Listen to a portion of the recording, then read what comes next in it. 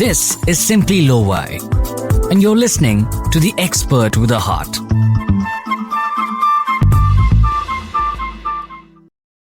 The budget would say that you will get a benefit if you bought insurance with a premium of up to 50,000 rupees. Now, our economy close to 320 lakh crore today as we speak. It's less than $4 billion trillion.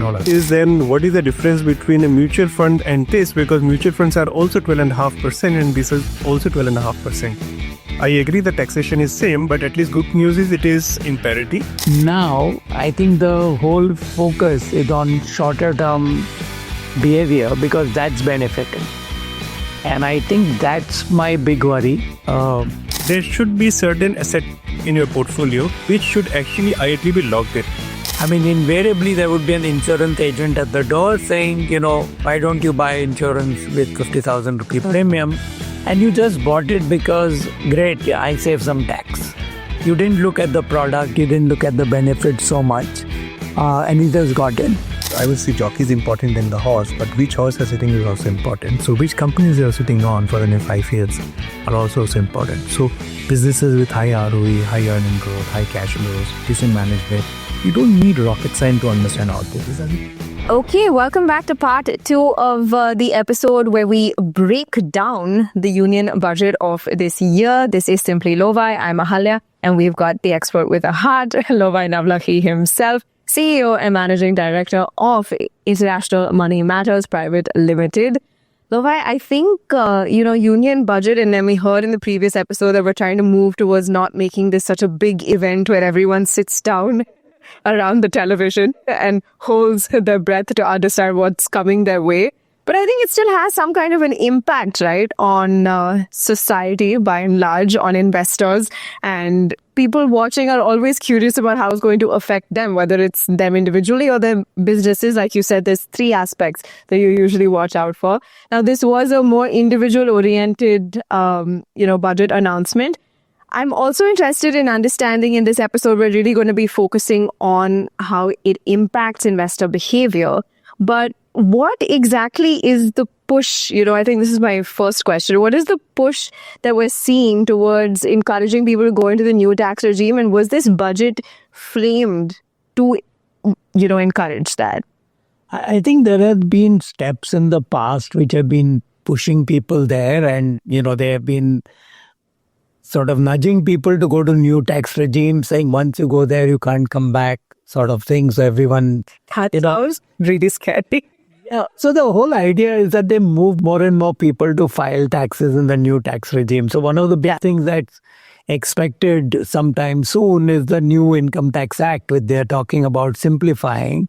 So then you don't need to read through many sections. I don't know what people who are writing examinations on tax are going to do, or the examiners are going to do. They'll have a gap here to catch up on the syllabus. Yeah. So yes, they've been nudging people to go there, and they've tried to remove the disparity or the arbitrage available.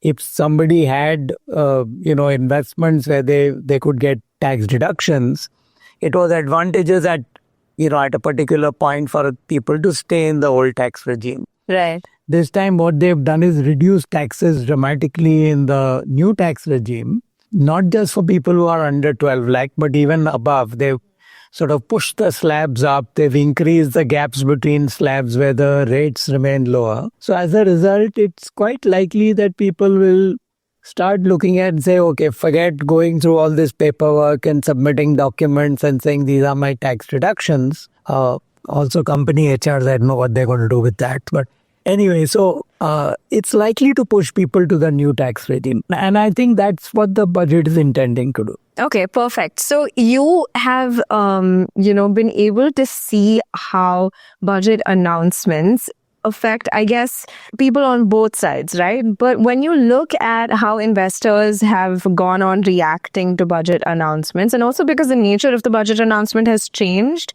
over, let's say, the past 5 years, have you seen a dramatic shift in investor behavior post-budget announcement? Or I think the investor behavior, even over 25 years, is pretty much the same. Yeah.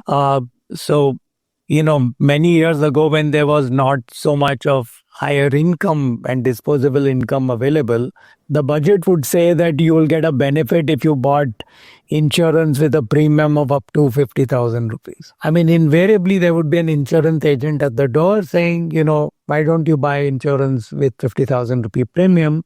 And you just bought it because, great, I'll save some tax. Yeah. You didn't look at the product, you didn't look at the benefit so much, and you just got in. So my worry with this budget and the nudge to the new tax regime is actually that the benefits of, or I would say investors thinking about having life insurance, having health insurance, thinking of critical illness, planning for retirement through pension plan. I don't get any benefits of doing it. Yeah. As in tax or financial immediate benefits. Now, I think the whole focus is on shorter term behavior because that's benefiting.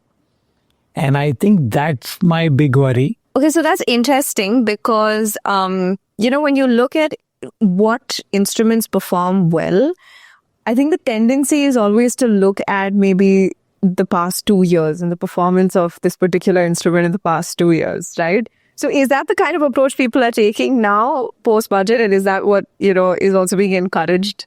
I'm surprised to hear 2 years. People tend to take 2 months, then 2 weeks. I think that, one of the things that I find people look at is, and we look at is how have things performed in the long run. Yeah.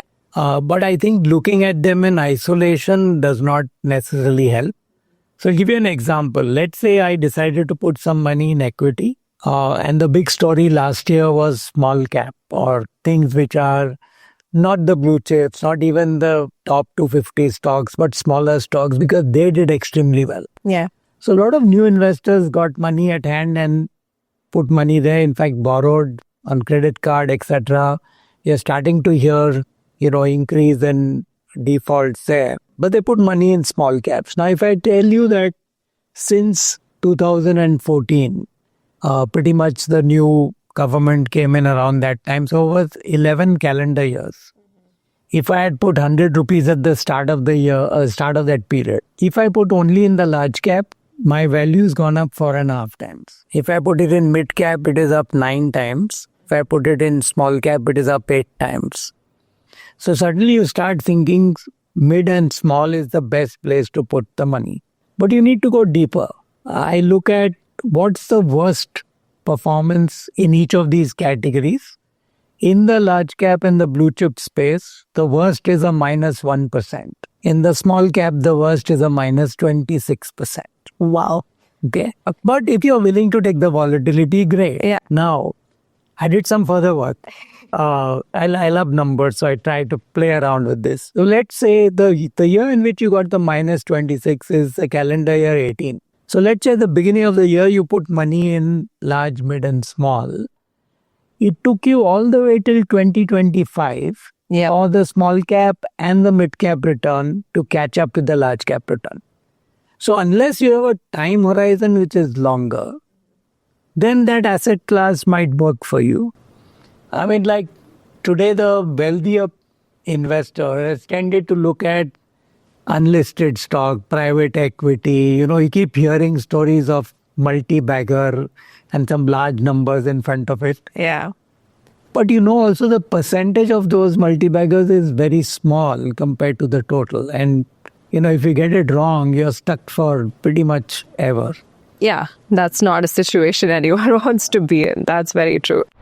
Okay, so some big questions to get answered in terms of how a union budget announcement, and in particular this one, really impacts or changes investor behavior, right? And I'm sure that's what you also want to know. So you can keep track of your own behavior as an investor. I know that's the seat I'm in. So welcome back, our two experts with more heart, bringing more heart to the podcast. We've got with us Rahul Jain, who is the Senior Vice President, Research and Advisory at IMMPL, and Aishvarya Dadheech, who is the Founder and Chief Investment Officer of Fident Asset Management Pvt. Limited. Welcome, Rahul. Welcome, Aishvarya. Thank you for being with us on part 2. So you know what, to begin with, let's dive into that tangible impact. How does a union budget like this really impact everyday happenings for consumers and investors alike, is there a very obvious behavioral change that comes up? Yeah, so I will take this first question here first. I would say this, let's bifurcate into normal individual taxpayers and investors. When we see our budget, which are more of statement of accounts rather than big bank, announcements which might be positive or negative. As an investor, we like it. We are more interested to see the numbers growing rather than anything which really derail the whole thesis with which an investor is working through. And similarly, I believe from a taxpayer perspective, it helps them in planning in advance.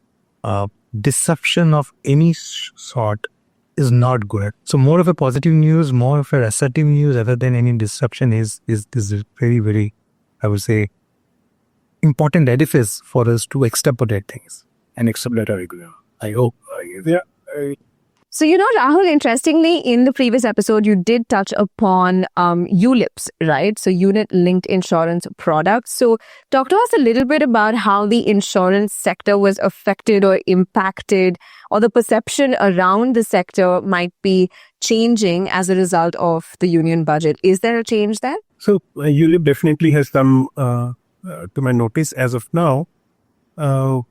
It seems to be ULIP was phased out and it was only recommended for a certain amount of investment because it was considered as tax-free for the investment till 2.5 lakh rupees. And this came into 2021, wherein before that, if you have invested into insurance product like ULIP, the proceeds that you were getting from the investments were tax-free. But 2021, they said, if the investments are up to 2.5 lakh rupees, then your payouts will be tax-free. 2.5 lakh is a small investment, so that is why it was losing its charm. But now today, Finance Minister has clarified that this will be classified as a capital asset, which means, and the taxation for these will be like equity taxation. So which means if you invest in above 2.5 lakh also now, could be 5 lakhs or 10 lakh rupees, the incremental gain on this will be taxed at 12.5%. Okay. Now, the next question you may ask is then, what is the difference between a mutual fund and this? Because mutual funds are also 12.5% and this is also 12.5%. I agree the taxation is same, but at least good news is it is in parity. But the big difference why investors are reluctant in a product like ULIP, there are pros and cons for that. You say, okay, these are very long dated, long tenure product. Mutual funds, even if you want to invest for 2 years, 3 years, you can invest into that. But ULIPs need a lot of commitment. But if I look from the zoomed out view of from the investor standpoint, there should be certain asset in your portfolio which should actually ideally be locked in. And that is where your product like NPS comes into play. Right. Your EPF comes into play. EPF is a 15-year product. There are so many other instruments which are there. So I don't think so one should penalize and say this is asset class which is at par. So I should be putting only into mutual fund, but it gives you some kind of a foundation which is also needed in your overall finances, because if at 40 you're struggling to manage, because this is meant for your 50s and 60s and 70s, then you will definitely need this kitty during those retirement time. So to that extent, according to me, that particular asset class should also not be ignored, and now it is in the parity. So, for investors, since we're discussing the behavioral impact of an announcement like the union budget, when it comes to asset allocation, which again you said is a very important part, like a core part of investing behavior, right? How does the union budget affect this asset allocation? And also, what is the strategy behind advising on asset allocation post-budget? So we follow asset allocation as a thumb rule. Platform could be any. ULIP is also a platform for us. Mutual fund is also a platform. Portfolio management services, alternative investment fund. These are all wrappers according to us. Right. What we look at is the asset allocation. And then if I go a little deeper, then within that it will be a mid cap, small cap, then stock picking, which is what fund manager's job is to look into it. Our job is to look at the asset allocation part of it. Right. Now, and there to be sectors. We don't get into the sector specific stuff because we feel the biggest impact that can be created in the portfolio is by the asset allocation. Right. And and we do the risk profiling for the client. We try to understand. On the basis of that, we say this particular client should have X amount of a asset allocation. We have the range, and we try to operate in that. Now, we can be good in terms of getting this right. We could off from our analysis, but it is then 10-20%, which is what we try to take the tactical call. Could be before budget, after budget, but that's a small impact. But otherwise, I don't think so anything changes after this budget. Okay, so the one thing in life that we can all rely upon is compound interest. It's not my quote, it's my dad's quote. He did once tell me that the only thing that you can trust is compound interest. Now you should change from compound interest to compounding profit, which is what I think Subpachil is all about. Okay, that we'll amend the quote. But what about our long-term compounding story? Aishwarya, how does that get impacted or shaped by this union budget, or maybe union budgets in general? So if you really look at post-COVID, the whole mindset for investor has changed. Not only that, a lot of new investors has come on board. The only sad part is a lot of these people really don't understand the true power of compounding. Now, our economy close to 320 lakh crore today as we speak. We will less than $4 trillion. We will be around $5, $6, $7 trillion in the next 5-10 years. There is a lot of growth which is there. There's a lot of businesses which will be earnings, higher number, cash flows and all of that. And there will be a parallel growth in this company's valuations. Now, if someone really understands what a 15% compounding can do for a portfolio for a 10 years, or a 20% compounding you can do for a portfolio for 10-20 years, that amount is horrendously big. But you need patience for that to hold to this thing. So what I tell all the youngsters is, first of all, you have to obviously start early. Even if your salary is 1 lakh rupees or 70,000 rupees, you don't have to invest 60,000, 80,000. You just start small. Start 10,000, 5,000, 10,000. Forget, you just imagine that you just went to a club or a pub and you spend that money and forget about it. Let that money compound. The second thing is, it's always, I would say jockey is important than the horse, but which horse you're sitting is also important. So which companies you're sitting on for the next 5 years are also important. So businesses with high ROE, high earning growth, high cash flows, decent management, you don't need rocket science to understand all this. These are just 3-4 parameters which you can clearly look through and invest into those. And with a very low churn, cutting down the noises left, right and center, and just have a long-term mindset. I can tell you, you are going to do really good.